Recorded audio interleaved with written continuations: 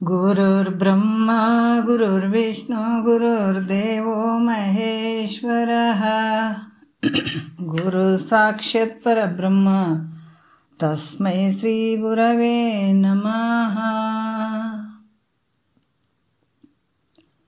ಶ್ರೀ ಜಗದ್ಗುರು ಸಿದ್ಧಾರೂಢರ ಪಾದಕಮಲಗಳಿಗೂ, ಶ್ರೋತ್ರಿಯ ಬ್ರಹ್ಮನಿಷ್ಠ ಸದ್ಗುರು ಬಸವಾನಂದರ ಪಾದಕಮಲಗಳಿಗೂ, ಅವರ ಪ್ರತಿರೂಪದಂತಹ ನಿಜಗುಣಪ್ಪನವರ ಪಾದಕಮಲಗಳಿಗೂ ನನ್ನ ದೀರ್ಘದಂಡ ಪ್ರಣಾಮಗಳನ್ನು ಸಲ್ಲಿಸುತ್ತಾ, ಎಲ್ಲ ಮಹಾತ್ಮರ ಪಾದಕಮಲಗಳಿಗೂ ನನ್ನ ದೀರ್ಘದಂಡ ಪ್ರಣಾಮಗಳನ್ನು ಸಲ್ಲಿಸುತ್ತಾ, ಮನದಲ್ಲಿ ಸ್ಮರಿಸಿಕೊಳ್ಳುತ್ತಾ, ತಮ್ಮೆಲ್ಲರಿಗೂ ವಂದಿಸುತ್ತಾ, ಇವತ್ತಿನ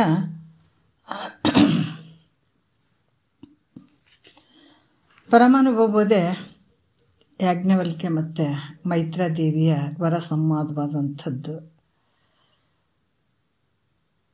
ನನಗೆ ಮುಕ್ತಿಯನ್ನೇ ಕರುಣಿಸುವಂಥ ಮೈತ್ರಾದೇವಿ ಕೇಳ್ಕೊಳ್ಳುವಂಥದ್ದು ಯಾರಿಗೆ? ಯಾಜ್ಞವಲ್ಕ್ಯರಿಗೆ.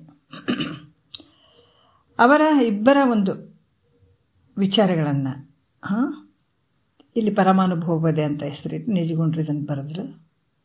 5ನೇ ಸಂಧಿ ಒಳಗೆ 10ನೇ ಸೂತ್ರ ನಡೆದದ. ಮುಕ್ತಿ ಹೆಂಗಾಗ್ತದೆ, ನಾವು ಅದಕ್ಕೆ ಯಾವ ವಿಚಾರಗಳನ್ನು ತಗೊಳ್ಬೇಕು, ಯಾವ ಮಾರ್ಗದಲ್ಲಿ ನಡಿಬೇಕು, ನಾವು ಯಾವ ಮಾರ್ಗದಲ್ಲಿ ಹೋದಾಗ ನಮಗಿಂತ ಸದಾಕಾಲ ಆನಂದ ಆಗ್ತದೆ, ಮುಕ್ತಿ ಅನ್ನುವಂಥದ್ದು ಆಗ್ತದೆ, ಅತ್ಯಂತ ದುಃಖ ನಿವೃತ್ತಿ ಪರಮಾನಂದದ ಸ್ಥಿತಿ ನಮಗೆ ಯಾವಾಗ ಆಗ್ತದೆ ಅಂತ, ಹೇಗಾಗ್ತದೆ ಅನ್ನುವಂಥ ಹಲವಾರು ವಿಚಾರಗಳನ್ನು ಕೇಳಿದಾಗ ಈ ಒಂದು 5ನೇ ಸಂಧಿ ಒಳಗೆ 10ನೇ ಸೂತ್ರದಲ್ಲಿ ಏನು ಹೇಳ್ತಾರೆ? ವರಗಣ ವಿಷಯದೊಳೆರಗಿದ ಮನವನು ನೆರೆ ತೆಗೆಯದವನಿಗಹುದೇ ಮುಕ್ತಿ ಅಂತ ಹೇಳ್ತಾರೆ.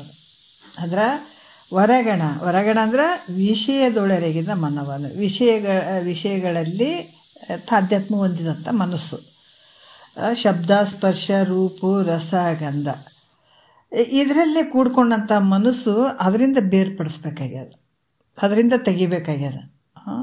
ಅದಕ್ಕೆ ಆ ರೀತಿ ತೆಗಿಯಲರಿಯದಂಥವನಿಗೆ ಅಂದ್ರೆ ಅದು ತೆಗೆಯುವಂಥ ಒಂದು ಅರಿವು ಇರಬೇಕು. ಅದು ಯಾವ ರೀತಿ ಬೇರ್ಪಡಿಸ್ಬೇಕು ಅನ್ನುವಂಥದ್ದು. ಈಗ ಅಕ್ಕಿ ಅದಾವ, ಅಕ್ಕಿ ಒಳಗೆ ಈ ನಾವು ಕಲ್ಲುಗಳನ್ನು ಏನಾದರೂ ಮಿಕ್ಸ್ ಇತ್ತಂತಂದಾಗ ನಾವು ಬೇರ್ಪಡಿಸ್ತೀವಿ. ಹೆಂಗಂದ್ರೆ ಅಕ್ಕಿನೇ ಸಪ್ರೇಟ್ ಮಾಡ್ತೀವಿ, ಆಮೇಲೆ ಈ ಕಲ್ಲುಗಳನ್ನು ಸಪ್ರೇಟ್ ಮಾಡ್ತೀವಿ. ಸಣ್ಣ ಸಣ್ಣ ಕಲ್ಲುಗಳು ಇರ್ತಾವಲ್ಲ ಅವನ್ನ ಸಪ್ರೇಟ್ ಮಾಡ್ತೀವಿ. ಯಾಕಂತಂದ್ರೆ ಅವೆರಡು ಮಿಕ್ಸ್ ಆದಾಗ ನಮ್ಗೆ ಆರೋಗ್ಯ ಕೆಡ್ತದೆ, ತಿನ್ನಕ್ಕೆ ಬರಂಗಿಲ್ಲ, ಹಲ್ಲು ಮುರಿತಾವೆ. ಹೌದಾ? ಮಿಕ್ಸ್ ಆದಾಗ ಏನಾಗ್ತದೆ? ಆರೋಗ್ಯನೂ ಕೆಡ್ತದೆ, ಹಲ್ಲುಗಳು ಮುರಿತಾವ, ನಾನಾ ರೀತಿಯಿಂದ ಎಡವಟ್ಟಾಗ್ತಾವಲ್ಲ. ಆವಾಗ ನಾವೇನು ಮಾಡ್ತೀವಿ? ಸಪ್ರೇಟ್ ಮಾಡ್ತೀವಿ. ಅದ್ರಂಗೆ ಇಲ್ಲಿ ಆತ್ಮ ಅನಾತ್ಮ ಈಗ ಭಾಳಷ್ಟು ಎಡವಟ್ಟಾಗಿದ್ದಾವೆ. ಇಷ್ಟು ದುಃಖ ಯಾತಕ್ಕೆ ಬಂತಂದರೆ ಇವೆರಡು ಮಿಕ್ಸ್ ಆದ. ಅದಕ್ಕೆ ನಾವು ಊಟದಾಗ ಏನಾರ ಮಿಕ್ಸ್ ಆದಾಗ ಏನು ರೀ ಏನೇನೋ ಯಾಕಂದ್ರೆ ಕಲಿಸ್ಬಿಡ್ತಾರೆ, ಭಾಳ ಮಿಕ್ಸ್ ಮಾಡ್ತಾರೆ ಅದು ಇದು ಅಂತ ಹೇಳ್ಬಿಟ್ಟು, ಅದಕ್ಕೆ ನಮ್ಮ ಆರೋಗ್ಯ ಕೆಡ್ತಾ ಇದ್ದಾವ ಅಂತ ನಾವು ಹೇಳ್ತೀವಿ. ಆದರೆ ನಿಜವಾದ ಆರೋಗ್ಯ ಎಲ್ಲಿ ಕೆಟ್ಟದ ಅಂತಂದ್ರೆ ಈ ಆತ್ಮ ಅನಾತ್ಮ ಎರಡು ಏನಾಗಿದೆ? ತಾಧ್ಯಾತ್ಮ ಹೊಂದಿದಾವೆ, ಮಿಕ್ಸ್ ಆಗಿದಾವೆ. ಅದಕ್ಕೆ ನಾವು ಬಹಳಷ್ಟು ಆರೋಗ್ಯವಂತರಾಗಿರಬೇಕು, ನಮಗೆ ದುಃಖನೇ ಇರಬಾರ್ದು ಅಂತಂದಾಗ ಇಲ್ಲಿ ಬೇರ್ಪಡಿಸ್ಬೇಕಾಗ್ತದೆ. ಏನು? ಆತ್ಮ ಬೇರೆ ಅನಾತ್ಮ ಬೇರೆ ಅನ್ನುವಂಥ ವಿಚಾರದಲ್ಲಿ. ಅದಕ್ಕೆ ಈ ಸದ್ವಿಷಯಗಳಲ್ಲಿ ಓದಂಥ ಮನಸ್ಸು, ಅಲ್ಲಿ ತಾಧ್ಯಾತ್ಮವಾದಂಥ ಮನಸ್ಸನ್ನು ಬೇರ್ಪಡಿಸುವಂಥದ್ದು. ಈ ಒಂದು ವಿಚಾರ ಅದು ಗೊತ್ತಿರಬೇಕು. ಅದಕ್ಕೆ ಹೇಳ್ತಾರೆ ಅವರು, ಮನಸ್ಸನ್ನು ಅದನ್ನು ನೆರೆ ತೆಗೆಯದವನಿಗಹುದೇ ಅಂತ ಹೇಳ್ತಾರೆ. ಅದನ್ನು ಚೆನ್ನಾಗಿ ನಾವು ಸಪ್ರೇಟ್ ಮಾಡಬೇಕಾಗ್ಯದ. ಅದರಿಂದ ಏನಾಗ್ತದ? ಅಂತಃಕರಣ ಶುದ್ಧ ಆಗ್ತದೆ. ಇಲ್ಲಾಂದ್ರೆ ಅಂತಃಕರಣ ಶುದ್ಧ ಆಗಂಗಿಲ್ಲ. ಯಾಕಂದ್ರೆ ಅಲ್ಲಿ ಮಿಕ್ಸ್ ಆದಾಗ ಅದು ಶುದ್ಧತೆ ಆಗಂಗಿಲ್ಲ ನೋಡ್ರಿ. ಯಾಕಂತಂದ್ರೆ ಈಗ ಬಂಗಾರದಲ್ಲಿ ಬೇರೆ ಬೇರೆ ಮಿಕ್ಸ್ ಮಾಡಿದ್ರು ಕೂಡ ಅದಕ್ಕೆ ಬೆಲೆ ಕಡಿಮೆ ಇರ್ತದೆ. ಯಾವಾಗ ನಾವು ಶುದ್ಧವಾದಂಥ ಬಂಗಾರಕ್ಕೆ ಜಾಸ್ತಿ ಬೆಲೆ ಇರ್ತದೆ. ಅದ್ರಂಗೆ ಇಲ್ಲಿ ಕೂಡ ಅಂತಃಕರಣ ಶುದ್ಧ ಆಗಬೇಕಾದಾಗ ಈ ನಾವು ಆತ್ಮ ಯಾವುದು ಅನಾತ್ಮ ಯಾವುದು ವಿವೇಕ ಇರಬೇಕಾಗ್ತದೆ. ಅಂದಾಗ ಮಾತ್ರ ಅಂತಃಕರಣ ಶುದ್ಧ ಆಗ್ತದೆ. ಶುದ್ಧ ಆದಂಥ ಅಂತಃಕರಣದಲ್ಲಿ ಜ್ಞಾನ ಆಗ್ತದೆ. ಇಲ್ಲಾಂದ್ರೆ ಅಲ್ಲಿ ಶುದ್ಧ ಆಗದೇ ಇರುವಂಥ ಅಂತಃಕರಣದಲ್ಲಿ ಜ್ಞಾನ ಅಳವಡಂಗಿಲ್ಲ. ಜ್ಞಾನ ಅಳವಡದೇ ಇದ್ದಾಗ ಏನಾಗ್ತದೆ? ಮುಕ್ತಿ ಆಗಂಗಿಲ್ಲ. ಮುಕ್ತಿ ಅಂದ್ರೆ ಸದಾಕಾಲ ಆನಂದ ಆಗಂಗಿಲ್ಲ. ಸದಾಕಾಲ ಆನಂದ ಯಾಕಂದರೆ ಈ ಮುಕ್ತಿ ಆಗದೇ ಇದ್ದಾಗ ಏನಂದರೆ ಜನನ ಮರಣ ಅಲ್ಲಿ ನಿವೃತ್ತಿ ಆಗಂಗಿಲ್ಲ. ಹಾಗಾಗಿ ಭಾಳಷ್ಟು ಕಷ್ಟ ಅನುಭವಿಸ್ಬೇಕಾಗ್ತದೆ. ಅದಕ್ಕೆ ಅಂಥ ಒಂದು ವಿಷಯಾದಿಗಳಲ್ಲಿ ಅಸದ್ವಿಷಯಗಳಲ್ಲಿ ಓದಂಥ ಮನಸ್ಸನ್ನು ಅದನ್ನು ಒಂದು ಅನುವಿನ ಮೂಲಕ ತೆಗಿಬೇಕಾಗ್ತದೆ ಅನ್ನುವಂಥದ್ದು. ಮತ್ತು ಇಲ್ಲಿ ಕೂಡ ಹೇಳ್ತಾರೆ, ಅಂತಃಕರಣದ ಶುದ್ಧಿಗಾಗಿ ಅಂತರಂಗದ 4 ಸಾಧನಗಳನ್ನು ಹೇಳುತ್ತಾರೆ ಅವರು. ಅಂತಃಕರಣದ ಶುದ್ಧಿಗಾಗಿ ಅಂತರಂಗದ 4 ಸಾಧನಗಳನ್ನು ಹೇಳ್ತೀವಿ ಅಂತಾರೆ ಅವರು ಒಂದು ನುಡಿಯಲ್ಲಿ. ಅಂತರಂಗದ 4 ಸಾಧನಗಳನ್ನು ಒಲವಿಂ ತಿಳುಪುವೆನು ನಾನವರಿಂದೆ ಕಾಂತೆ ಚೈತನ್ಯ ವಿಶುದ್ಧತೆಯಹುದೆಂದು ಸಂತಸದಿಂದ ನೀನರಿಯುವುದು ಅಂತ ಹೇಳ್ತಾರೆ. ಏನು ಹೇಳ್ತಾರೆ? ಅಂತರಂಗದ ಅಂದ್ರೆ ಒಳಗೆ, ಅಂತರಂಗ ಅಂದರೆ ಒಳಗಿರುವಂಥದ್ದು. ಈ 4 ಸಾಧನಗಳನ್ನು ನಾನು ಪ್ರೀತಿಯಿಂದ ನಿನಗೆ ತಿಳಿಸ್ತೀನಿ. ನೋಡ್ರಿ, ಅಂತರಂಗದ 4 ಸಾಧನಗಳನ್ನು ಒಲವಿಂ ತಿಳುಪುವೆನು, ನಾನು ಪ್ರೀತಿಯಿಂದ ಒಲವಿನಿಂದ ತಿಳಿಸ್ತೀನಿ ಅಂತ ಹೇಳ್ತಾರಲ್ಲ. ಮುಖ್ಯವಾಗಿ ಆ ಒಂದು ಪ್ರೀತಿ ಅನ್ನುವಂಥದ್ದು, ಒಲವು ಅನ್ನುವಂಥದ್ದು ಇರಬೇಕಾಗಿತ್ತು. ಅದಕ್ಕೆ ಹೇಳ್ತಾರೆ, ಗುರು ಒಲಿದು ಪೇಳದಿರಲು ಅಂತ ಹೇಳ್ತಾರೆ. ಬಹು ಸುಲಭ ಬ್ರಹ್ಮಜ್ಞಾನ ಗುರು ಒಲಿದು ಪೇಳದಿರಲು ಬ್ರಹ್ಮನಿಗೂ ಅಸಾಧ್ಯ ಅಂತ ಹೇಳ್ತಾರೆ. ಯಾಕಂದ್ರೆ ಗುರುನಾಥ ಗುರುದೇವ ಒಲವಿನಿಂದ ತಿಳಿಸಿದಾಗ ಅಲ್ಲಿ ಅಂತಃಕರಣಕ್ಕೆ ಟಚ್ ಆಗ್ತದೆ, ಇಲ್ಲಾಂದ್ರೆ ಆಗಂಗಿಲ್ಲ. ಪ್ರೀತಿಯಿಂದ ಒಲವಿನಿಂದ ತಿಳಿಸ್ಬೇಕಾಗ್ತದೆ.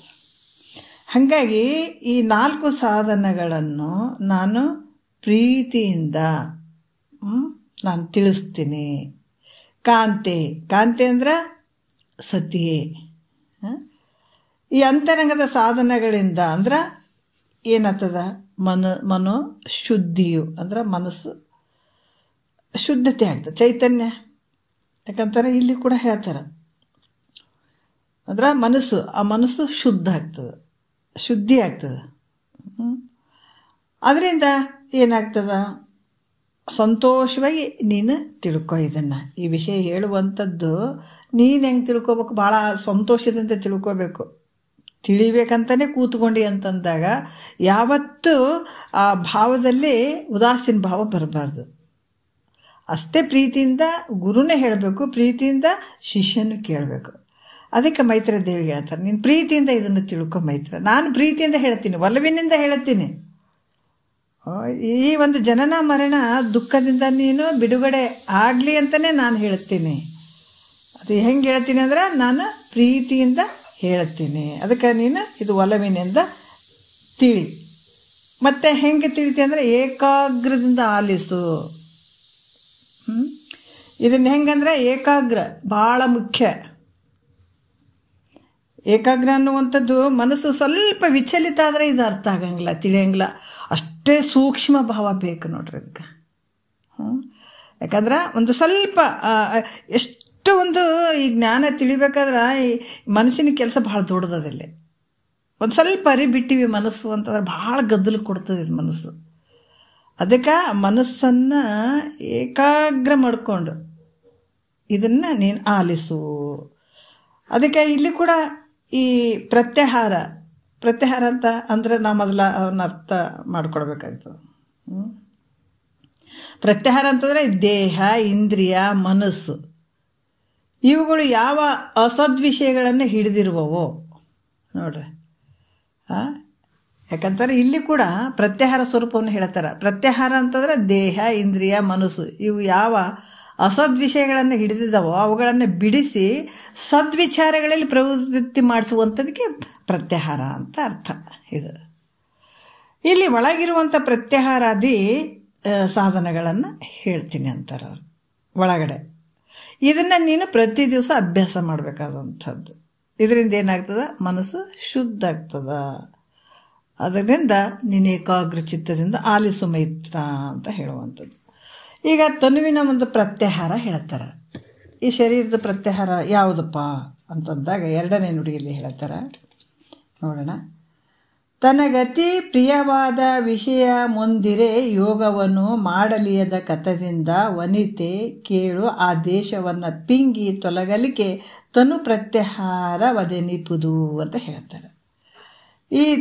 ಈಗ ನಾವು ಮುಂಚೆ ಹೇಳ್ತೀವಿ ಇಲ್ರಿ, ಮಹಾತ್ಮರು ಭಾಳ ದೊಡ್ಡ ಅಲ್ಲಿ ಗುಹೆ ಒಳಗೆ ಹೋಗಿ ಕೂತ್ಕೊಂಡ್ರು ಅಥವಾ ಎಲ್ಲೋ ಹೋಗಿ ಅಲ್ಲಿ ಸಾಧನೆ ಮಾಡ್ತಾ ಇದ್ದಾರ ಅಂತ ಕೆಲವು ಕಡೆ ಕೇಳ್ತಿರ್ತೀವಲ್ಲ. ಈಗ ಅದನ್ನು ಹೇಳ್ತಾರೆ ಅವರು. ಏನು ಹೇಳ್ತಾರೆ? ತನಗೆ ಅಂದ್ರೆ ತನಗೆ ಅತಿ ಪ್ರಿಯವಾದ, ಅತ್ಯಂತ ಪ್ರೀತಿಗೆ ಪಾತ್ರವಾದ ವಿಷಯವು ಅಂದರೆ ತಾನು ವಾಸ ಮಾಡುವಂಥ ಸ್ಥಳ, ಅದು ಏನಂದ್ರೆ ತಾನು ವಾಸ ಮಾಡುವ ಸ್ಥಳದಲ್ಲಿ ಯಾವುದಾದ್ರೂ ಒಂದು ಅತಿ ಪ್ರಿಯವಾದ ಮೋಹಕ ವಸ್ತುವಿದ್ದರೆ, ನೋಡ್ರಿ ಈಗ ನಮ್ಮ ಸುತ್ತಮುತ್ತ ಅವೇ ತುಂಬ್ಯಾವ. ಹೌದಾ? ಪ್ರತಿಯೊಂದು ಮನೆಯಲ್ಲಿ ಸಾಮಾನುಗಳನ್ನು ನೋಡೋಣ, ಸುತ್ತಮುತ್ತ ಜನರು ನೋಡೋಣ, ಹೊರಗಡೆ ನೋಡೋಣ, ಎಲ್ಲ ಕಡೆ ನಮ್ಗೆ ಭಾಳಷ್ಟು ಪ್ರೀತಿಗೆ ಪಾತ್ರರಂಥ ವಸ್ತುಗಳೇ ಅದಾವ, ಪ್ರೀತಿಗೆ ಪಾತ್ರರಂಥ ಜನಗಳೇ ಅದಾರ, ಮಕ್ಕಳು ಮರಿಗಳು, ಹೆಂಡತಿ ಗಂಡ ಹೆಂಡತಿ ಎಲ್ಲ ಇರುವಂಥದ್ದು. ಹೌದಾ? ಅದಕ್ಕೆ ತಾನು ವಾಸ ಮಾಡುವಂಥ ಸ್ಥಳದಲ್ಲಿ ಯಾವುದಾದ್ರೂ ಒಂದು ಅತಿ ಪ್ರಿಯವಾದ ಮೋಹಕ ವಸ್ತುವಿದ್ದರೆ ಅದರಿಂದ ಏನಾಗ್ತದ? ಯೋಗ ಅಭ್ಯಾಸಕ್ಕೆ ತೊಂದರೆ ಆಗ್ತದ.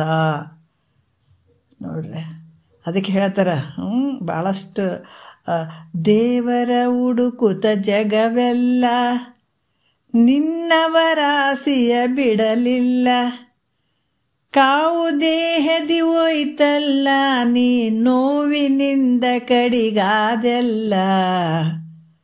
ಎಷ್ಟು ಚಂದ ಹೇಳ್ತಾರಲ್ಲ. ದೇವ್ರು ಹುಡುಕ್ತೀವಿ, ದೇವ್ರು ನಮ್ಗೆ ಸಿಗಲಿ ಅಂತ ನಾವೆಲ್ಲ ಕಡೆ ತಿರುಗ್ತೀವಿ, ಹೌದಿಲ್ಲ? ಆದರೆ ಮನಸ್ಸಿನಲ್ಲಿ ಏನು ಇಟ್ಕೊಂಡಿದ್ದೀವಿ? ಮೋಹವನ್ನು ಇಟ್ಕೊಂಡಿದ್ದೀವಿ. ಯಾಕೆ ನಾವು ಎಲ್ಲ ಕಡೆ ನೋಡ್ರಿ, ಅಹಂಕಾರ ಮಮಕಾರ ನಾವು ಅಳದ್ವಿ ಅಂತ ನಾವು ಕೂತ್ಕೊಂಡಲ್ಲೇ ಭಗವಂತನ ಕಾಣಬಹುದ್ರಿ. ಆಗಲೇ ಮುಕ್ತಿ. ಯಾವಾಗ ಅದಕ್ಕೆ ಹೇಳ್ತಾರ, ನಾನಲ್ಲೋ ಶಿವ ನಾನಲ್ಲೋ, ನಾ ಹೋಗದೆ ಶಿವ ತಾನಾಗಲ್ಲೋ, ದೇಹವೇ ನಾನೆನ್ನುವಿಯಲ್ಲೋ, ಸುಜ್ಞಾನವನರಿಯದೆ ಹೋದೆಲ್ಲೋ, ಸತಿಸುತರಾಸೆಯ ಬಿಡಲಿಲ್ಲೋ, ಚಿರಶಾಂತಿಯು ನಿನಗೆ ಸಿಗದಲ್ಲೋ, ನಾನಲ್ಲೋ ಶಿವ ನಾನಲ್ಲೋ, ನಾ ಹೋಗದೆ ಶಿವ ತಾನಾಗಲ್ಲೋ. ಎಲ್ಲಿ ತಿರುಗಾಡ್ರಿ, ಎಲ್ಲರ ಮಾಡ್ರಿ, ನಾ ತಪಸ್ಸು ಮಾಡಕತ್ತೀನಿ, ಯಜ್ಞ ಯಾಗಾದಿಗಳನ್ನು ಮಾಡಕತ್ತೀನಿ, ತೀರ್ಥಯಾತ್ರೆ ಎಲ್ಲರ ಹೋಗ್ರಿ. ಆದರೆ ಒಳಗಡೆ ಒಂದು ಈ ಮೋಹ ಅನ್ನುವಂಥದ್ದು, ಮಮಕಾರ ಅನ್ನುವಂಥದ್ದು ಇತ್ತು ಅಂದ್ರೆ ನೀವು ಎಲ್ಲಿಗೆ ಹೋದ್ರೇನ್ರಿ? ಸಾಧ್ಯನೇ ಇಲ್ಲ. ಸಾಯೋವರೆಗೂ ನಿಂತ ಏನೇ ಮಾಡು, ಆದ್ರೆ ಇದು ಯಾವುದು ನಿನಗೆ ದೊರಕಂಗಿಲ್ಲ. ಸುಮ್ಮನೆ ದೇವ್ರನ್ನ ಹುಡ್ಕಕ್ಕಂತ ಹೋಗ್ತೀವಿ, ಆದ್ರೆ ಮೋಹ ಎಲ್ಲ ಮನೆಯಲ್ಲಿ ಇಟ್ಕೊಂಡಿರ್ತೀವಿ, ಮಕ್ಕಳ ಮೇಲೆ ಇಟ್ಕೊಂಡಿರ್ತೀವಿ. ಮತ್ತು ಹೆಂಗೆ ಸಿಗ್ತಾನೆ ಹೇಳ್ರಿ ದೇವ್ರ? ಸಾಧ್ಯನೇ ಇಲ್ಲಲ್ಲ. ಅದಕ್ಕೆ ಹೇಳ್ತಾರೆ, ದೇವರ ಹುಡುಕುತ್ತೆ ಜಗವೆಲ್ಲ ನಿನ್ನವರಾಸೆಯೇ ಬಿಡಲಿಲ್ಲ. ದೇವ್ರ ಹುಡ್ಕಂತ ಹೋಗ್ತಿದೆ ಎಲ್ಲ ಕಡೆ, ಆದ್ರೆ ಮನಸ್ಸಿನಲ್ಲಿ ನಿನ್ನವರ ಆಸೆ ಸಂಪೂರ್ಣ ಇಟ್ಕೊಂಡಿರ್ತಿದೆ. ಕಾವು ದೇಹದಿ ಹೋಯ್ತಲ್ಲ, ಈ ಶರೀರದಲ್ಲಿರುವಂಥ ಏನು ಬಿಸಿ ಇರ್ತದಲ್ಲ, ಪ್ರಾಣವಾಯು ಬಿಸಿ ಮಾಡ್ತದಲ್ಲ, ಈ ಬಿಸಿ ಕಾವು ದೇಹದಿ ಹೋಯ್ತಲ್ಲ, ಈ ಬಿಸಿ ಶರೀರದ ಪ್ರಾಣ ಹೋಯ್ತು. ಆವಾಗ ಹೋಗುವಂಥ ಸಂದರ್ಭದಲ್ಲಿ ನೋವಿನಿಂದ ಕಡಿಗಾದೆಲ್ಲ. ಆ ಮೋಹ ನಿನಗೆ ತೊಂದರೆ ಕೊಡ್ತದೆ. ನಿನ್ನ ಮನಸ್ಸಿನಲ್ಲಿ ಏನು ಇಟ್ಕೊಂಡಿದೆಯಲ್ಲ, ಆ ಮೋಹ ನಿನಗೆ ಭಾಳ ತೊಂದರೆ ಕೊಡ್ತದದು. ಅದಕ್ಕೆ ಇವತ್ತು ಜಗತ್ತಿನೊಳಗೆ ಕಷ್ಟ ಬರ್ತದಂದ್ರೆ ನಾವು ಖುಷಿ ಪಡಬೇಕು. ಯಾವುದಕ್ಕೂ ಭಗವಂತ ಅಷ್ಟು ಈಸಿಯಾಗಿ ನಮಗೆ ಸ್ವೀಕಾರ ಮಾಡಂಗಿಲ್ಲತ್ತ. ಒಂದು ಬಂಗಾರದ ಅಂಗಡಿ ಹತ್ತನೇ ನಾವು ಬಂಗಾರವನ್ನು ತೊಗೊಂಡು ಕೊಟ್ಟಾಗತ್ತ ಈಸಿಯಾಗಿ ಅದನ್ನು ಸ್ವೀಕಾರ ಮಾಡ್ತಾನೆ ಅನ್ನಂದ್ರೆ ಅದನ್ನು ಪರೀಕ್ಷೆ ಮಾಡ್ತಾನಂತ. ಪರೀಕ್ಷೆ ಮಾಡಿ ಇದು ನಕಲಿ ಅದು, ಇದು ಸರಿ ಅದು ಅಂತ ಪರೀಕ್ಷೆ ಮಾಡಿ ಅದನ್ನು ಸರಿ ಇದ್ದರೆ ಅದಕ್ಕೆ ಬೆಲೆ ಕಟ್ತಾನೆ, ತೊಗೊಳ್ತಾನತ್ತ. ಅದ್ರಂಗೆ ಪರಮಾತ್ಮ ಕೂಡ ನಮಗೆ ಭಾಳ ಪರೀಕ್ಷೆ ಮಾಡ್ತಾನೆ. ನಮಗಿವತ್ತು ಕಷ್ಟ ಬಂತು ಅಂದರೆ ನಾವು ಹೆದರ್ಕೊಳ್ಳೋಂಗಿಲ್ಲ. ಯಾಕೆ? ಇಟ್ಟಂಥ ಮೋಹ ಎಲ್ಲ ಹೋಯ್ತಪ್ಪ ಅನ್ಬೇಕು. ಮಕ್ಕಳ ಮೇಲೆ, ಮರಿಗಳ ಮೇಲೆ ಅವು ಹಂಗಾದು ಹಿಂಗಾದು, ಗಂಡ ಹಿಂಗೆ ಸೇರಲಿಲ್ಲ ಮಾಡಿ ಎಲ್ಲ ಒಳ್ಳೆಯದೇ. ಹಾಂ, ಯಾಕೆ ಒಳ್ಳೆಯದು ಅಂದರೆ ಆ ಮೋಹ ಅಚಾನಕ್ ಹೋಗಕತ್ತಿಲ್ಲ, ತಾನೇ ಹೋಗಕತ್ತಿಲ್ಲ, ಖುಷಿನೇ ಅಲ್ಲ, ಸಂತೋಷನೇ ಅದು. ಒಬ್ಬ ಉಳಿಯೋದು ನೀನು ಒಬ್ಬರೇ ಉಳಿಯೋದು. ಯಾರೂ ಆಗಂಗಿಲ್ಲ. ಹುಟ್ಟಾಗೂ ಒಬ್ಬರೇ, ಹೋಗಾಗೂ ಒಬ್ಬರೇ. ನಡು ಮಾತ್ರ ಈ ಮೋಹಕ್ಕೆ ಗುರಿ ಆಗ್ತೇವೆ ನಾವು. ಅದಕ್ಕೆ ತಂತಾನೇ ಇದಾಗ್ತದೆ ಅಂದ್ರೆ ನಾವು ಸಂತೋಷ ಪಡಬೇಕು. ಆಗಲಿ, ಒಳ್ಳೆಯದು, ಏನಾಗ್ತದೆ. ಅದಕ್ಕೆ ಮಹಾತ್ಮರು ಹೇಳ್ತಾರೆ, ಏನು ಬರೋದೆಲ್ಲ ಒಳ್ಳೆಯದೇ. ಅದಕ್ಕೆ ಎಷ್ಟು ಕಾಡತ್ತೀನಿ ಕಾಡವ್ವ, ಕಾಡಿದಷ್ಟು ಎನಗೆ ಪಾಡವ್ವ. ಮಹಾತ್ಮರು ಎಷ್ಟು ಚಂದ ತಗೊಂಡ್ರು ನೋಡ್ರಿ. ಕಾಡ್ತೀಯ, ಕಾಡು ಕಾಡು ಕಾಡು, ಎಷ್ಟು ಕಾಡತ್ತಿ ಕಾಡವ್ವ, ಕಾಡಿದಷ್ಟು ಎನಗೆ ಪಾಡವ್ವ. ಹೀಗಾಗಿ ಈ ರೀತಿ ಅಂದ್ಕೊಂಡ್ಬಿಡ್ತಾರೆ. ಅದಕ್ಕೆ ಇಲ್ಲಿ ಕೂಡ ಏನು ಹೇಳ್ತಾರೆ, ತಾನು ವಾಸ ಮಾಡುವ ಸ್ಥಳದಲ್ಲಿ ಯಾವುದಾದ್ರೂ ಒಂದು ಅತಿ ಪ್ರಿಯವಾದಂಥ ಮೋಹಕ ವಸ್ತು ಇದ್ರೆ ಅದು ಯೋಗ ಅಭ್ಯಾಸಕ್ಕೆ ತೊಂದರೆ ಆಗ್ತದೆ. ಅದರಿಂದ ಮಹಾತ್ಮರು ಏನು ಮಾಡಿದರು, ಪದೇ ಪದೇ ಪದೇ ಆ ಮೋಹ ಆ ಬುದ್ಧಿಯಲ್ಲಿ ಸುಳಿತದಲ್ಲ, ಮೋಹ ಮಾಡುವಂಥ ಬುದ್ಧಿ ಏನಿರ್ತದ ಅದು ಎಷ್ಟೇ ಒಂದು ವಿಚಾರ ಮಾಡಿದರೂ ಕೂಡ ಅದು ಹೋಗ್ತಾ ಇಲ್ಲ, ಅದು ಅಡಚಣೆ ಮಾಡಾಕತ್ತದ. ಆವಾಗ ಏನು ಮಾಡಿದ್ರು ಅವರು, ಆ ಸ್ಥಳವನ್ನು ಬಿಟ್ಟು ಎಲ್ಲಿಯಾದರೂ ಯಾರು ಇರದೇ ಇರುವಂಥ ಸ್ಥಳಕ್ಕೆ ಹೋದ್ರೆ ಅಲ್ಲಿ ಆ ಯೋಗ ಯಾವುದೇ ಒಂದು ತೊಂದರೆ ಇಲ್ಲದೆ ನಡೀತದ ಅನ್ನುವಂಥದ್ದಕ್ಕಾಗಿ ಅದು ಅಲ್ಲಿ ಹೋದ್ರು ಅವರು. ಹೀಗಾಗಿ ಸಾಧನೆ ಮಾಡೋಕ್ಕೆ ಹೋದ್ರು ಅವರು. ಯಾಕಂದರೆ ಈ ಮೋಹ ತೆಗಿಬೇಕು ಅಂದ್ರೆ ಮತ್ತು ಸಾಮಾನ್ಯ ಅಲ್ಲ. ಮತ್ತು ಎಲ್ಲರೂ ಹಿಂಗೆ ತೆಗಿಬೇಕು. ಕೆಲವ್ರು ಮನೆಯಾಗ ಇದ್ದಾಗ ನಮಗೆ ಸಾಧನೆ ಆಗಂಗಿಲ್ಲ, ಹೊರಗೆ ಹೋಗ್ಬೇಕನ್ನುವಂಥದ್ದಲ್ಲ. ಯಾಕಂದರೆ ಇದು ಸಂಸ್ಕಾರಗಳ ಮೇಲೆ, ಹಿಂದಿನ ಜನ್ಮಾಂತರ ಸಂಸ್ಕಾರಗಳ ಮೇಲೆ ಹೋಗ್ತದೆ. ಈಗ ನಾವು ಮನೆಗೆ ಇದ್ದೀವಂದ್ರೂ ಕೂಡ ನಾವು ವಿಷಯಾದಿಗಳ ಮೇಲೆ ಉದಾಸೀನ ಭಾವ ಬರ್ತದಂದ್ರೆ ನಾವು ಹಿಂದೆ ಮಾಡಿದಂಥ ಒಂದು ಪುಣ್ಯದ ಫಲದಿಂದ ಛೇ ಅಂತ ಅನ್ನಿಸ್ತದೆ ನಮಗೆ. ಹೌದಾ? ಇದು ಆಗದೆ ಇದ್ದಾಗ ಮತ್ತೀಗ ಅವ್ರು ಯೋಗ ಮಾಡಿದರೂ ಕೂಡ ಅದ್ರ ಮೇಲೆ ಮೋಹ ಆಯಿತು, ಪ್ರತಿಬಂಧಕ ಬರಕತ್ತಿತ್ತು ಮನಸ್ಸಿನಲ್ಲೇ ಅಂತಂದಾಗ, ಇದೇ ಮೋಹಕ್ಕೆ ಒಳಗಾಗ್ತಾ ಇತ್ತು ಮನಸ್ಸು ಅಂತಂದಾಗ ಆ ಸ್ಥಳವನ್ನು ಬಿಟ್ಟು ಬೇರೆ ಕಡೆ ಹೋಗ್ತಾರೆ ಸಾಧನೆ ಮಾಡೋಕೆ. ಹೋಗಿ ಇದಕ್ಕೇನು ಹೇಳ್ತಾರೆ, ತನು ಪ್ರತ್ಯಾಹಾರ ಅಂತ ಹೇಳ್ತಾರೆ. ಅದು ತಾನು ಮಾಡುವಂಥ ಒಂದು ಸಾಧನೆಗೆ ಆ ಜಾಗದಲ್ಲಿ ಅತಿಯಾದ ಮೋಹವಾದಂಥ ವಸ್ತುಗಳಿದ್ರೆ ಅದರಿಂದ ಬಿಡುಗಡೆ ಆಗಬೇಕು. ಬೇರೆ ಕಡೆ ಹೋದಾಗ ನಿರಾಳಾಗಿ ಅಲ್ಲಿ ಸಾಧನೆ ಮಾಡೋಕ್ಕೆ ಅನುಕೂಲ ಆಗ್ತದೆ ಅಂತ ಹೇಳ್ಬಿಟ್ಟು ಆ ಜಾಗವನ್ನು ಬಿಟ್ಟು ಬೇರೆ ಕಡೆ ಹೋದರೆ ಅದಕ್ಕೆ ತನು ಪ್ರತ್ಯಾಹಾರ ಅಂತ ಹೇಳ್ತಾರೆ. ಅದಕ್ಕೆ ಎರಡನೇ ನುಡಿಯಲ್ಲಿ, ಮೂರನೇ ನುಡಿಯಲ್ಲಿ ಹೇಳ್ತಾರೆ. ಏನು ಹೇಳ್ತಾರೆ ನೋಡೋಣ. ಈಗ ಈ ಕರ್ಮೇಂದ್ರಿಯಗಳು ಅದಾವಲ್ಲ, ಇವು ದುಷ್ಕರ್ಮಗಳನ್ನು ಬಿಟ್ಟು ಸತ್ಕರ್ಮಗಳಲ್ಲಿ ಇದ್ದರೆ, ಈಗ ದುಷ್ಕರ್ಮಗಳನ್ನು ಮಾಡುವಂಥದ್ದು ಈ ಕರ್ಮೇಂದ್ರಿಯಗಳು ಅದಾವಲ್ಲ, ವಾಕ್, ಪಾಣಿ, ಪಾದ, ಗುಹ್ಯ, ಗುದ ಅನ್ನುವಂಥದ್ದು, ಇವು ಸತ್ಕರ್ಮಗಳಲ್ಲಿ ಇದ್ದರೆ ಅದಕ್ಕೆ ಕರ್ಮೇಂದ್ರಿಯ ಪ್ರತ್ಯಾಹಾರ ಅಂತ ಹೇಳ್ತಾರೆ. ಮೂರನೇ ನುಡಿಯಲ್ಲಿ ಹೇಳ್ತಾರೆ, ನಿರ್ಮಲ ಯೋಗ ಸತ್ಕರ್ಮದೋಳ್ ನಿಲೆ ಬಾಹ್ಯ ಕರ್ಮವೆಲ್ಲವನ್ನು ಉಳಿದಿಹುದು ಕರ್ಮೇಂದ್ರಿಯದಕ್ಕೆ ಪ್ರತ್ಯಾಹಾರವೆಂದು ಅರಿಯುವುದು ಧರ್ಮ ಸಂಪೂರ್ಣ ಮಾನಸೆ ನೀನು ಅಂತ ಹೇಳ್ತಾರೆ. ಈ ಬಾಹ್ಯ ಕರ್ಮವೆಲ್ಲವನು ಅಂತಂದರೆ ಏನು ಅಂದ್ರೆ, ಹೊರಗಿನ ಎಲ್ಲ ಕರ್ಮಗಳನ್ನು ಬಿಟ್ಟು ಪರಿಶುದ್ಧವಾದಂಥ ಯೋಗದಲ್ಲಿಯೇ ಅಂದ್ರೆ ಉತ್ತಮವಾದಂಥ ಕರ್ಮದಲ್ಲಿಯೇ ನಿಲ್ಲುವಂಥದ್ದು. ಆ ಒಂದು ಕರ್ಮೇಂದ್ರಿಯಗಳ ಒಂದು ಸಮೂಹಕ್ಕೆ ಏನು ಹೇಳಿದ್ರು ಅವರು, ಪ್ರತ್ಯಾಹಾರ, ಕರ್ಮೇಂದ್ರಿಯ ಪ್ರತ್ಯಾಹಾರ ಅಂತ ಕೂಡ ಹೇಳ್ತಾರೆ. ಇಲ್ಲಿ ಹೇಳ್ತಾರೆ ಧರ್ಮ ಸಂಪೂರ್ಣ ಮಾನಸೆ ಅಂದ್ರೆ ಇಲ್ಲಿ ಸಕಲ ಧರ್ಮಜ್ಞಾನ ಉಳ್ಳಂತಹ ಮಾನಸೆ ಅಂದರೆ ಉಳ್ಳಂಥವಳೆ. ಇದನ್ನು ನೀ ತಿಳ್ಕೊ. ಅಂದರೆ ಈ ಕರ್ಮೇಂದ್ರಿಯಗಳು ಹೊರಗಿನ ದುಷ್ಟಕರ್ಮಗಳನ್ನು ಬಿಟ್ಟು, ಹೊರಗೆ ಏನೋ ಹಲವಾರು ರೀತಿಯಿಂದ ಆ ಒಂದು ಕರ್ಮಗಳು ಏನಿರ್ತಾವ, ಹೊರಗೆ ಮಾಡುವಂಥ ಕರ್ಮಗಳನ್ನು ಬಿಟ್ಟು ಬಿಡುವಂಥದ್ದು, ಅದು ದುಷ್ಟಕರ್ಮಗಳನ್ನು ಬಿಡುವಂಥದ್ದು. ಬಿಟ್ಟು ಯೋಗ ಅಭ್ಯಾಸದಲ್ಲಿಯೇ ಮತ್ತು ಸತ್ಕರ್ಮಗಳಲ್ಲಿ ನಿರತವಾಗಿದ್ದರೆ, ಅಂದರೆ ಯೋಗ ಅಭ್ಯಾಸದಲ್ಲಿ ಆ ಮನಸ್ಸು ನಿರತ ಆಗಿರುವಂಥದ್ದು. ದುಷ್ಟಕರ್ಮಗಳನ್ನು ಬಿಟ್ಟು, ಅದಕ್ಕೆ ಆ ಥರ ಸುಮ್ಮನೆ ಕಾಲವನ್ನು ಕಳೆದು ಸಾವುದು ಚಿತ್ತವೆ ಅಂತ ಹೇಳಿದಾಗ ಅಲ್ಲಿ ಹಲವಾರು ರೀತಿಯಿಂದ ನಾವು ಕರ್ಮಗಳನ್ನು ಮಾಡ್ತೀವಿ. ಬಾಹ್ಯದಲ್ಲಿರುವಂಥದ್ದು ಏನೇ ಇದ್ದರೂ ಕೂಡ ಅದು ಎಲ್ಲನೂ, ಯಾಕಂದರೆ ಯಾವಾಗ ತನ್ನನ್ನು ತಾನು ತಿಳ್ಕೊಳ್ಳದೆ ಇದ್ದಾಗ ಎಲ್ಲ ವ್ಯರ್ಥ ಆಗ್ತದೆ. ಎಷ್ಟೇ ಮಾಡಿದರೂ ಕೂಡ ಅದು ವ್ಯರ್ಥನೆ ಅಂತ ಹೇಳ್ತಾರೆ. ಅದಕ್ಕೆ ಇಂಥ ಒಂದು ಕರ್ಮೇಂದ್ರಿಯಗಳು ಹೊರಗಿನ ದುಷ್ಟ ಕರ್ಮಗಳನ್ನು ಬಿಟ್ಟು ಯೋಗಾಭ್ಯಾಸದಲ್ಲಿಯೂ ಮತ್ತು ಸತ್ಕರ್ಮಗಳನ್ನು ಮಾಡುವಂಥದ್ದು, ಅದರಲ್ಲಿ ನಿರತ ಆಗಿತ್ತು ಅಂದ್ರೆ ಇಲ್ಲಿ ಕೂಡ, ಯಾಕಂದ್ರೆ ಅಲ್ಲಿ ನಿರತ ಆಗಿತ್ತು ಅಂತಂದ್ರೆ ಸತ್ಕರ್ಮಗಳಲ್ಲಿ ನಿರತ ಆಗಿರುವಂಥದ್ದು. ಅದು ಕರ್ಮೇಂದ್ರಿಯ ಪ್ರತ್ಯಾಹಾರ ಅಂತ ಹೇಳಿಸ್ಕೊಳ್ತದೆ. ಈ ಕೈಯಿಂದ ಏನು ಬಾಯಿಯಿಂದ ಸ್ತುತಿ ಮಾಡುವಂಥದ್ದು, ಭಗವಂತನ ಸ್ತುತಿ ಮಾಡುವಂಥದ್ದು, ಕಿವಿಯಿಂದ ಭಗವಂತನ ವಿಚಾರಗಳನ್ನು ಕೇಳುವಂಥದ್ದು, ಕೈಯಿಂದ ಏನಪ್ಪ ದಾನ ಧರ್ಮವನ್ನು ಮಾಡುವಂಥದ್ದು, ಈ ಕಾಲ ಅದಾವಂದ್ರೆ ನಾನಾ ರೀತಿಯಿಂದ ಒಳ್ಳೆಯ ಸತ್ಕರ್ಮಗಳನ್ನು ಮಾಡುವಂಥದ್ದು, ಇದಕ್ಕಾಗಿ ಬಳಸುವಂಥದ್ದು, ಸತ್ಕರ್ಮಗಳನ್ನು ಮಾಡುವಂಥದ್ದು. ಇವೆಲ್ಲ ಸತ್ಕರ್ಮಗಳು ಯಾವುದಕ್ಕೂ ಪೂರಕ ಆಗ್ತದೆ? ಇದು ನಿಷ್ಕಾಮ ಸತ್ಕರ್ಮಗಳು ಇವೇನು ಮಾಡುವಂಥದ್ದು ಏನಿರ್ತದ ಅದು ನಿನ್ನ ಅಂತಃಕರಣ ಶುದ್ಧ ಆಗ್ತದೆ ಇದರಿಂದ. ಯಾಕಂತಂದ್ರೆ ಇದು ಮಾಡಲೇಬೇಕಾಗ್ತದೆ, ದಾನ ಧರ್ಮ ಮಾಡುವಂಥದ್ದು ಇದು ಸತ್ಕರ್ಮಗಳಲ್ಲಿ. ದಾನ ಧರ್ಮಗಳನ್ನು ಮಾಡಬೇಕಾಗ್ತದೆ. ಮತ್ತು ಇವೆಲ್ಲ ಅದಕ್ಕೆ ದಾನ ಧರ್ಮ ಮಾಡಲಿಲ್ಲ ನಿನ್ನ ಕರಗಳು, ತೀರ್ಥಕ್ಷೇತ್ರ ನೋಡಲಿಲ್ಲ ನಿನ್ನ ಕಂಗಳು, ಸದ್ವಿಚಾರ ಕೇಳಲಿಲ್ಲ ನಿನ್ನ ಕಿವಿಗಳು, ಬರಲಿಲ್ಲ ಬಾಯಿಯಿಂದ ಹಿತದ ನುಡಿಗಳು. ಹೌದಲ್ಲ? ಯಾಕಂತಂದ್ರೆ ಈ ಸತ್ಕರ್ಮಗಳನ್ನು ಈ ಕರ್ಮೇಂದ್ರಿಯಗಳಿಂದ ಮಾಡಬೇಕಾಗ್ತದೆ.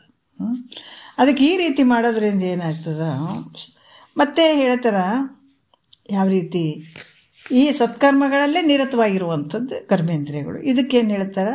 ಕರ್ಮೇಂದ್ರಿಯ ಪ್ರತ್ಯಾಹಾರ ಅಂತ. ತೆಗೆದಿಡೋದು, ಬಿಡಿಸೋದು ಅದಷ್ಟೇ. ಇಲ್ಲೇನಾಗ್ಯದ, ನಾವು ಅಸದ್ ವಿಷಯಗಳಲ್ಲಿ ಕೆಲಸಕ್ಕೆ ಹಚ್ಚಿಬಿಟ್ಟಿವಿ. ಈಗ ನಮಗೆ ಈಗ ಜ್ಞಾನೇಂದ್ರಿಯಗಳು ಅದಾವ, ಕರ್ಮೇಂದ್ರಿಯಗಳು ಅವ, ಇವೆಲ್ಲ ಎಲ್ಲಿ ಅಂದ್ರೆ ಅವು ಕೆಲಸ ಇರಲಾರ್ದಲ್ಲಿ ಅವು ವೇಸ್ಟಿದ್ದ ಕೆಲಸಕ್ಕೆ ಹಚ್ಚಿಬಿಟ್ಟಿವಿ, ಬಳಸ್ತಕತ್ತೀವಿ. ಈ ಮನ್ಯಾಗ ಒಂದು ಏನಾದರೂ ಸಾಮಾನುಗಳು ಅದಾವ ಅಂತಂದ್ರೆ ವ್ಯರ್ಥವಾಗಿ ನಾವು ಯಾವುದಕ್ಕೆ ಬಳಸ್ಬೇಕಾದ್ರೆ ಅದಕ್ಕೆ ಬಳಸಿದ್ರೇ ಒಳ್ಳೆಯದು, ಬೇರೆ ಬೇರೆ ಅದಕ್ಕೆ ಬಳಸುವಂಥದ್ದಾಗ್ಯದು. ಅದಕ್ಕೆ ಇವು ಇಂದ್ರಿಯಗಳು, ಕರ್ಮೇಂದ್ರಿಯಗಳು, ಈ ಶರೀರವನ್ನು ನಾವು ಯಾವುದಕ್ಕೆ ಬಳಸ್ತಾ ಇದ್ದೀವಿ ಅಂತಂದರೆ ಮಿಥ್ಯವಾಗಿರುವಂಥ ವಿಷಯಗಳಿಗೆ ನಾವು ಬಳಸ್ತಾ ಇದ್ದೀವಿ. ಅವನು ಸದುಪಯೋಗ ಮಾಡ್ಕೊ ಅಂತ ಹೇಳ್ತಾರೆ. ಕಾಮ ಕ್ರೋಧ ಮದ ಮೋಹ ಮತ್ಸರ ಇವೆಲ್ಲ ಅವನು ತೆಗಿಬೇಕ್ರಿ ಅಂತ ಅನ್ನುವಂಥದ್ದಲ್ಲ, ಅವನ್ನ ಅವ್ರ ಜಾಗಗಳನ್ನು ಬದಲಾವಣೆ ಮಾಡಬೇಕಾಗ್ಯದ.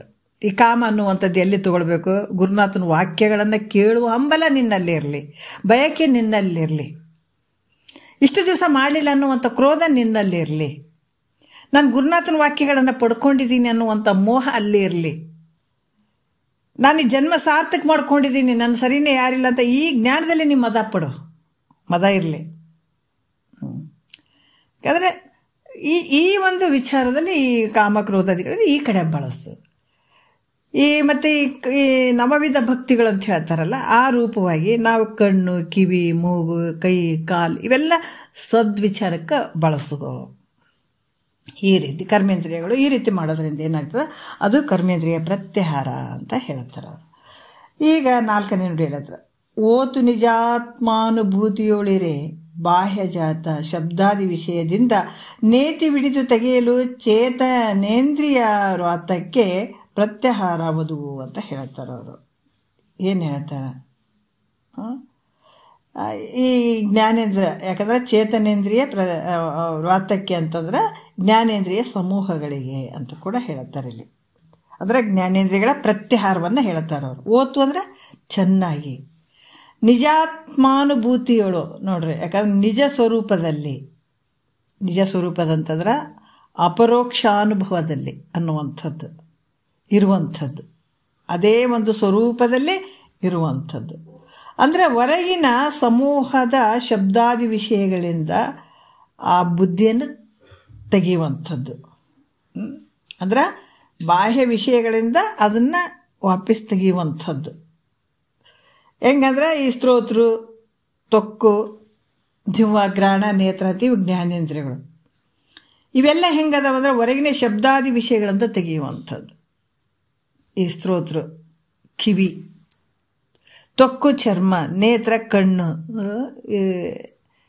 ಇಲ್ಲಿ ಹೇಳ್ತಾರೆ. ಯಾಕೆ ಸ್ತೋತ್ರ, ತೊಕ್ಕು, ಜಿಹ್ವ, ಗ್ರಹಣ, ನೇತ್ರ ಅನ್ನುವಂಥ ಈ ಜ್ಞಾನೇಂದ್ರಿಯಗಳು ಹೊರಗಿನ ಶಬ್ದಾದಿ ವಿಷಯಗಳಿಂದ ತೆಗೆದು ಇವುಗಳನ್ನು ಆತ್ಮಸ್ವರೂಪದಲ್ಲೇ ಚೆನ್ನಾಗಿರಿಸುವಂಥದ್ದು ಅಂತ ಹೇಳ್ತಾರೆ. ಈ ಗುರುನಾಥ ಹೇಳಿದಂಥದ್ದು ನಾವು ಕೇಳಿದಾಗ ಹೌದು, ಶಬ್ದ, ಸ್ಪರ್ಶ, ರೂಪ, ರಸಗಂಧ ಇವು ಹೆಂಗದಾವ ಅಂತಂದ್ರೆ ಭಾಳಷ್ಟು ಅನರ್ಥ ಮಾಡ್ತಾವೆ. ಇವು ಯಾವ ಶಾಶ್ವತ ಅಲ್ಲ. ಶಬ್ದ ಕೇಳುವಂಥದ್ದು ಅದು ಕ್ಷಣಿಕ ಸುಖ ಅನ್ನಿಸ್ತದೆ, ರೂಪ ನೋಡುವಂಥದ್ದು ಕ್ಷಣಿಕ ಅನ್ನಿಸ್ತದೆ, ಸ್ಪರ್ಶ ಮಾಡುವಂಥದ್ದು ಅದು ಕೂಡ ಕ್ಷಣಿಕನೇ ಅನ್ನಿಸ್ತದೆ, ರುಚಿ ನಾವು ತಿಂತೀವಿ ಅಂದರೂ ಕೂಡ ಅದನ್ನು ಕ್ಷಣಿಕನೇ ಅನ್ನಿಸುವಂಥದ್ದು. ಆದರೆ ಇವು ಯಾವ ಶಾಶ್ವತ ಸುಖ ಕೊಡುವಂಥವು ಅಲ್ಲ, ಇವು ಮಿಥ್ಯವಾಗಿರುವಂಥವು ಅಂತ ನಾವು ಯಾವಾಗ ಗುರು ಹೇಳಿದಂಗೆ ನಾವು ತಿಳ್ಕೊತ ಹೋಗ್ತೀವಿ, ಅವೆಲ್ಲ ಬಿಟ್ಕೊಂಡಂಗೆ ಮತ್ತೆ ತಿರ್ಗಾ ಅದ್ರ ಮೇಲೆ ಭಾವ ಹೋಗಲ್ಲ.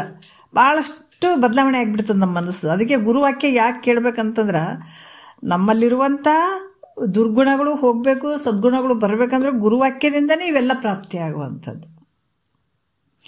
ಅದಕ್ಕೆ ಶಬ್ದಾದಿ ವಿಷಯಗಳು ಅವೇನು ಸುಖ ಕೊಡ್ತವೇನಂದರೆ ಇಲ್ಲ, ಅವು ಮಿಥ್ಯವಾಗಿರುವಂಥದ್ದು. ಇಂಥ ಶಬ್ದಾದಿ ವಿಷಯಗಳಿಗೆ ಮರುಳಾಗಿ ಇಷ್ಟು ಪಕ್ಷಿಗಳು ಪ್ರಾಣಿಗಳು ಎಲ್ಲ ತಮ್ಮ ಜೀವವನ್ನೇ ಕೊಟ್ಟು ಬಿಟ್ಟಿದಾವ. 5 ಶಬ್ದಾದಿ ವಿಷಯಗಳು ನಿನಗದವ, ನೀ ಬಹು ಎಚ್ಚರಿಕೆಯಿಂದ ಇದರಿಂದ ನೀ ಪಾರಾಗಬೇಕು. ಅಂದರೆ ಅದಕ್ಕೆ ಮರುಳಾಗಬೇಡ. ಶಬ್ದನ ಕೇಳಿಸ್ತದೆ, ತೆಗೆದು ಹೋಗಿಲಿಕ್ಕೆ ಬರಂಗಿಲ್ಲ. ಅದಕ್ಕೆ ನೀನು ಮನಸ್ಸಿಡಬೇಡ, ಅಲ್ಲಿ ಮೋಹ ಮಾಡಬೇಡ. ಅದಕ್ಕೆ ಮಹಾತ್ಮರು ಹೇಳ್ತಾರೆ, ಯಾಕಂದ್ರೆ ಜಗತ್ತಿಗೆ ನಾವು ಬಂದೀವಿ ಅಂದರೆ ಹೆಣ್ಣು ಹೊನ್ನು ಮಣ್ಣು 3 ಜೊತೆನೇ ನಾವು ಜೀವನ ಮಾಡಬೇಕಾಗ್ತದೆ, ಹೌದಲ್ಲ? ಆದರೆ ಅವ್ನು ಬಿಟ್ಟು ಎಲ್ಲಾದರೂ ಹೋಗ್ಲಿಕ್ಕಾಗ್ತದೇನ? ಎಲ್ಲಿ ಹೋಗ್ತೀರಿ ಹೇಳ್ರಿ? ಈಗ ಹೌದು ಸನ್ಯಾಸಿಗಳು ಅದಾರ, ಎಲ್ಲ ಜಗತ್ತಿನೊಳಗೆ ಸನ್ಯಾಸಿಗಳು ಅದಾರ, ಮತ್ತು ಹೆಣ್ಮಕ್ಳೇ ಇರಬಾರ್ದಂದ್ರೆ ಅವರು ಸನ್ಯಾಸಿಗಳನ್ನು ಇದೇ ಒಂದು ಗೃಹಸ್ಥಾಶ್ರಮದಿಂದನೇ ಅವರು ಆಹಾರವನ್ನು ಪಡ್ಕೊಳ್ತಾರೆ. ಅವರು ಈ ಜಗತ್ತಿನೊಳಗೆ ಎಲ್ಲ ಹೆಣ್ಣು ಹೊನ್ನು ಮಣ್ಣು ಜೊತೆನೂ ಇರ್ತಾರೆ. ಆದ್ರೆ ಏನು ಸನ್ಯಾಸಿ ಆಗಿರಬೇಕು? ಮನಸ್ಸು ಸನ್ಯಾಸಿ ಆಗಿರ್ಬೇಕಾಗ್ತದೆ. ಮನಸ್ಸೇ ಭಾಳ ಮುಖ್ಯ. ನಾ ಎಲ್ಲದ್ರ ಜೊತೆ ಇರೋಣ, ಆದರೆ ಮನಸ್ಸು ಭಾಳ ಮುಖ್ಯ ಆಗ್ತದೆ. ಅದಕ್ಕೆ ಅಲ್ಲಮ್ಮ ಪ್ರಭುಗಳು ಹೇಳ್ತಾರಲ್ಲ, ಹೆಣ್ಣು ಮಾಯೆ ಎನ್ನುವರು ಹೆಣ್ಣು ಮಾಯೆ ಅಲ್ಲ, ಮಣ್ಣು ಮಾಯೆ ಎಂಬುವರು ಮಣ್ಣು ಮಾಯೆ ಅಲ್ಲ, ಹೊನ್ನು ಮಾಯೆ ಎಂಬುವರು ಹೊನ್ನು ಮಾಯೆ ಅಲ್ಲ, ನಿನ್ನ ಮನದ ಮುಂದಣ ಆಸೆ ಮಾಯ ಕಣ ಗುಹೇಶ್ವರ ಅಂತ ಹೇಳಿದ. ನಿನ್ನ ಆಸೆ ಏನನ್ನುವಂಥದ್ದು ಅದೇ ಮಾಯೆ ಐತದ. ಎಷ್ಟು ಸುಲಭವಾಗಿ ಹೇಳ್ತಾರೆ ನೋಡ್ರಿ, ಎಷ್ಟು ಸುಲಭವಾಗಿ ಅಲ್ಲ. ಎಲ್ಲಿ ಬಿಟ್ಟು ಹೋಗ್ಬೇಡ, ಅದರಿಂದ ನೀನು ಸ್ವಲ್ಪ ದೂರ ನೀನು ಹಿಡಿತಿದ್ರೆ ಎಲ್ಲಿ ಜಗತ್ತಿನೊಳಗೆ ಎಲ್ಲ ಕಡೆ ನೀನು ಗುತ್ತಿಗೆ ಹಿಡಿದಿದ್ರೆ ಅವು ನಮ್ಮ ಜೊತೆ ಇಲ್ಲ, ಯಾವ ಕೆಲವು ವಸ್ತುಗಳು ಇರೋಂಗಿಲ್ಲ. ಆದರೂ ಕೂಡ ಅದ್ರ ಮೇಲೆ ನಾವು ತುಂಬ ಮೋಹ ಮಾಡಿರ್ತೀವಿ. ನಮ್ಮ ಜೊತೆನೇ ಇರ್ಬೇಕಂತಲ್ಲ, ಯಾವುದಾದ್ರೂ ಒಂದು ವಸ್ತು ಎಲ್ಲಾದ್ರೂ ಆ ವಸ್ತು ಪಡ್ಕೊಳ್ಬೇಕನ್ನುವಂಥದ್ದು ಅಥವಾ ಅದ್ರ ಮೇಲೆ ಭಾಳಷ್ಟು ಮೋಹ ಮಾಡಿರ್ತೀವಿ.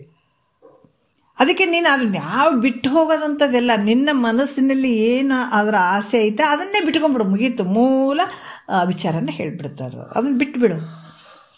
ಅದಕ್ಕೆ ಶಬ್ದಾದಿ ವಿಷಯಗಳಲ್ಲಿ ಓದಂಥ ಏನು ಜ್ಞಾನೇಂದ್ರಿಯಗಳೇನು ಅದಾವಲ್ಲ ಅವುಗಳನ್ನು ತೆಗಿಯುವಂಥ ಬೇರ್ಪಡಿಸುವಂಥದ್ದು ನೋಡ್ರಿ, ಎಷ್ಟು ಚಂದ ಕ್ಲೀನ್ ಮಾಡಬೇಕು.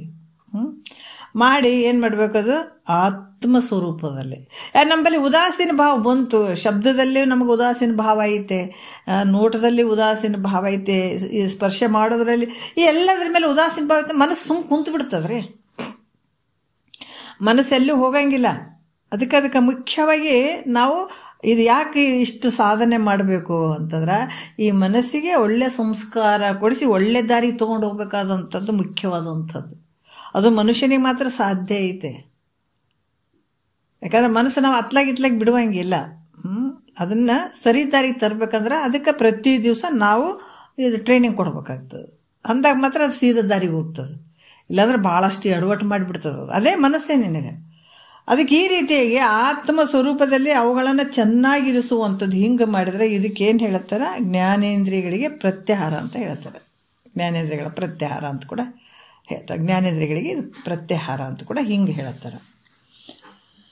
ಮತ್ತು ಇಲ್ಲಿ ಕೂಡ ಏನು ಹೇಳ್ತಾರೆ, ಜ್ಞಾನೇಂದ್ರಿಯಗಳು ಮತ್ತು ಪ್ರತ್ಯಾಹಾರವನ್ನು ಮತ್ತು ಹೇಳ್ತಾರೆ. ಏನು ಹೇಳ್ತಾರೆ ನೋಡೋಣ. 5ನೇ ನುಡಿಯಲ್ಲಿ, ಎಲ್ಲೆಲ್ಲಿ ದುರ್ವಿಷಯಾಳಿಗಳು ಉಂಟು ಅವರಲ್ಲಿ ಕೂಡದೆ ನಿಜೇಂದ್ರಿಯ ವೃತ್ತಿ ಒಳ್ಳಿತರೋಳು ವರ್ತಿಸುತ್ತಿರಲ್ಲ ಅದಕ್ಕೆ ಬಲ್ಲಳೆ ಪ್ರತ್ಯಾಹರಣವಕ್ಕು ಅಂತ ಹೇಳ್ತಾರೆ.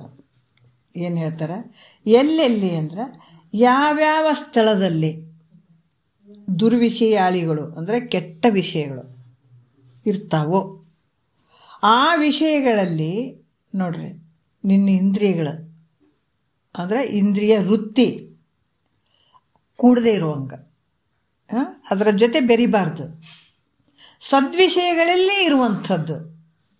ಅದಕ್ಕೆ ಜ್ಞಾನೇಂದ್ರಿಯಗಳಿಗೆ ಇದಕ್ಕೆ ಜ್ಞಾನೇಂದ್ರಿಯ ಪ್ರತ್ಯಾಹರಣ ಅಂತ ಹೇಳ್ತಾರೆ ಅಂತ ಕೂಡ ಹೇಳ್ತಾರೆ. ಅಂದರೆ ಯಾವ ಯಾವ ವಿಷಯಗಳಲ್ಲಿ ಅಸದ್ವಿಷಯಗಳು ಅದಾವ ಅಲ್ಲಿ ಅಸದ್ವಿಷಯಗಳು, ಯಾಕಂದ್ರೆ ನಾವು ಇರುವಂಥದ್ದೇ ಅಸದ್ವಿಷಯಗಳನ್ನೇ ಸತ್ಯ ಅಂತ ನಂಬ್ಕೊಂಡಿದ್ದೀವಿ, ಅದರಲ್ಲೇ ತಲ್ಲೀನರಾಗಿದ್ದೀವಿ. ಅದಕ್ಕೆ ಅವನ್ನು ಬಿಟ್ಕೊಳ್ಬೇಕು. ಅವುಗಳಲ್ಲಿ ತನ್ನ ಇಂದ್ರಿಯಗಳ ವೃತ್ತಿಯ ಸಂಯೋಗವಾಗದೆ ಅಂತಂದ್ರೆ ಅವುಗಳಲ್ಲಿ ಇಂದ್ರಿಯಗಳ ವೃತ್ತಿಗಳೇನದಾವ ಆ ಸ್ಥಳದಲ್ಲಿ ಅಸದ್ವಿಷಯ ಇರುವಂಥ ಸ್ಥಳಗಳಲ್ಲಿ ಆ ಇಂದ್ರಿಯಗಳನ್ನು ಬೇರ್ಪಡಿಸ್ತದೆ. ಯಾಕಂದರೆ ಬೇರ್ಪಡಿಸುವಂಥದ್ದು ಇಂದ್ರಿಯಗಳ ಅದರ ಜೊತೆ ಬೆರೆಯದೇ ಇರುವಂಥದ್ದು ಅಲ್ಲಿ. ಯಾಕಂತಂದ್ರೆ ಅಸದ್ವಿಷಯಗಳಲ್ಲಿ ಬೆರೆಯದೇ ಇರುವಂಥದ್ದು, ಸದ್ವಿಷಯಗಳಲ್ಲೇ ವರ್ತಿಸುವಂಥದ್ದು. ಇದಕ್ಕೇನು ಹೇಳ್ತಾರೆ, ಈ ಜ್ಞಾನೇಂದ್ರಿಯಗಳಿಗೆ ಪ್ರತ್ಯಾಹಾರ ಅಂತ ಕೂಡ ಹೇಳುತ್ತಾರೆ. ಅದಕ್ಕೆ ಅಸದ್ವಿಷಯಗಳಲ್ಲಿ ಮನಸ್ಸು ಆ ಇಂದ್ರಿಯಗಳನ್ನು ಬಿಡದೆ ಸದ್ವಿಚಾರಗಳಲ್ಲೇ ಇರ್ತಕ್ಕಂಥದ್ದು ಯಾವಾಗಲೂ. ಅದಕ್ಕೆ ಏನು ಹೇಳ್ತಾರೆ, ಜ್ಞಾನೇಂದ್ರಿಯಗಳಿಗೆ ಪ್ರತ್ಯಾಹಾರ ಅಂತ ಕೂಡ ಹೇಳ್ತಾರೆ. 6ನೇ ನುಡಿಯಲ್ಲಿ ಹೇಳ್ತಾರೆ. ಏನು ಹೇಳ್ತಾರೆ, ಈ ಒಂದು ಮನಸ್ಸಿಗೆ ಪ್ರತ್ಯಾಹಾರ ಹೇಳುತ್ತಾರೆ. ಏನು ಹೇಳ್ತಾರೆ ನೋಡ್ರಿ, ಭಾಳಷ್ಟು ಅದ್ಭುತವಾದಂಥ ವಿಚಾರವನ್ನು ಹೇಳುತ್ತಾರೆ. ಅನುದಿನಂ ಆತ್ಮಚಿಂತನೆಯಲ್ಲಿ ಸುಸ್ಥಿರವೆನಿಪಂತೆ ಚೇತನೇಂದ್ರಿಯದಿಂದ ಮನವನ್ನು ತೆಗೆಯೇ ಪ್ರತ್ಯಾಹಾರವದಕ್ಕೆಂದು ಮುನಿಮುಖ್ಯರೊಲವಿಂದ ನುಡಿವರು ಅಂತ ಹೇಳ್ತಾರೆ. ಅಂದ್ರೆ ಈ ಸಾಧನೆ ಮಾಡಬೇಕಾದಾಗ ನಮ್ಮ ಜ್ಞಾನ ದೃಢ ಆಗಬೇಕು. ಅಂಥ ಸಂದರ್ಭದಲ್ಲಿ ನಾವು ಭಾಳಷ್ಟು ಎಚ್ಚರಿಕೆ ಇರಬೇಕು ಅಂತ ಹೇಳ್ತಾರೆ ಮಹಾತ್ಮರು. ಈ ಮಾತು ಗುರುಗಳು ಕೂಡ ಹೇಳುತ್ತಿದ್ದರು. ಯಾಕಂತಂದ್ರೆ ಗುರುನಾಥ ಹೇಳಿದಂಥ ವಿಚಾರಗಳನ್ನು ನಾವು ಮಂಥನ ಮಾಡಬೇಕಾದಾಗ ನಮಗೆ ಸಮಯ ಬೇಕಾಗ್ತದೆ. ಆದ್ರೆ ನಮ್ಗೆ ಅಲ್ಲಿ ಅದಕ್ಕೆ ಹೇಳ್ತಾರೆ ಸಜ್ಜನರ ಸಂಘ ಇರಬೇಕು. ಯಾಕಂದರೆ ನಾವು ಸಜ್ಜನರ ಸಂಘ ಇದ್ದರೆ ಇವನ್ನೇ ಮಾತಾಡ್ತಾರೆ, ಇವು ಬೇರೆ ಮಾತಾಡೋಂಗಿಲ್ಲ.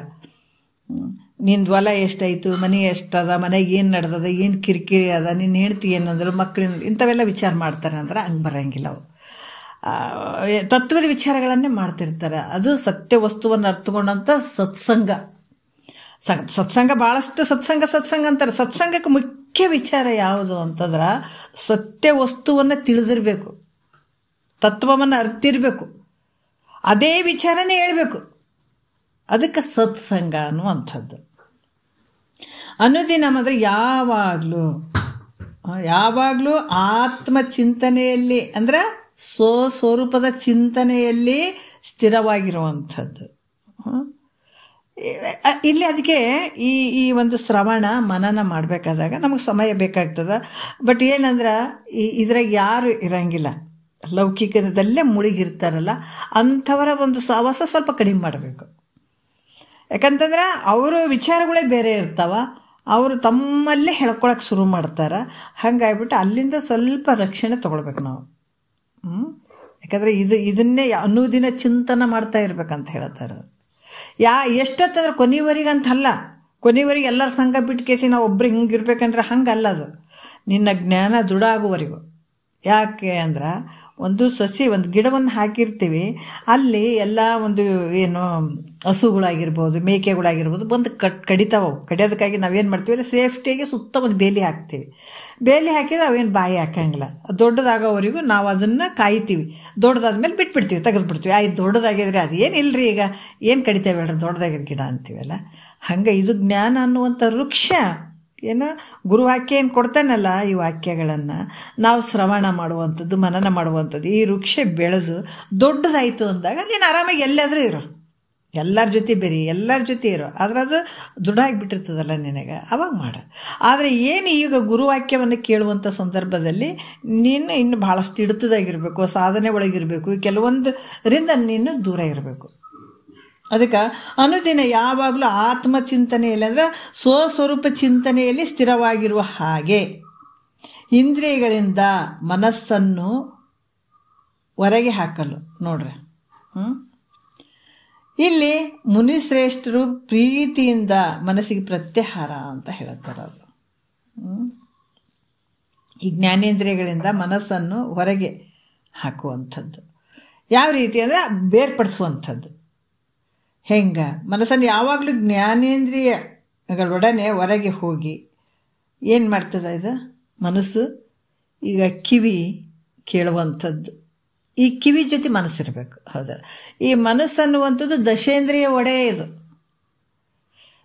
ಇದು ಬಹಳಷ್ಟು ಇದೈತ್ರಿ ಇದು. ಯಾಕಂದ್ರೆ ಈ ಕಿವಿ ಕೇಳುವಂಥದ್ದು ಶಬ್ದ, ಕಿವಿಗೇನು ಶಬ್ದ, ಕಣ್ಣಿಗೇನು ರೂಪು, ಚರ್ಮಕ್ಕೇನು ಸ್ಪರ್ಶ, ಈ ನಾಲಿಗೆಗೇನು ರುಚಿ ನೋಡುವಂಥದ್ದು, ಮೂಗಿಗೇನು ಗ್ರಹಣ ಮಾಡುವಂಥದ್ದು, ಇವೆಲ್ಲವುಗಳಲ್ಲಿ ಮನಸ್ಸಿರಬೇಕು. ಈ ಕಿವಿ ಕೇಳಬೇಕಾದಾಗ ನಾವು ಮನಸ್ಸಿದ್ದಾಗ ಆ ಶಬ್ದವನ್ನು ಕೇಳೋಕ್ಕೆ ಸಾಧ್ಯ ಆಗ್ತದೆ. ಕಣ್ಣು ನೋಡ್ಬೇಕಾದ್ರೆ ರೂಪವನ್ನು ನೋಡ್ಬೇಕಾದ್ರೆ ಆ ಮನಸ್ಸೇ ಇರಬೇಕಾಗ್ತದೆ.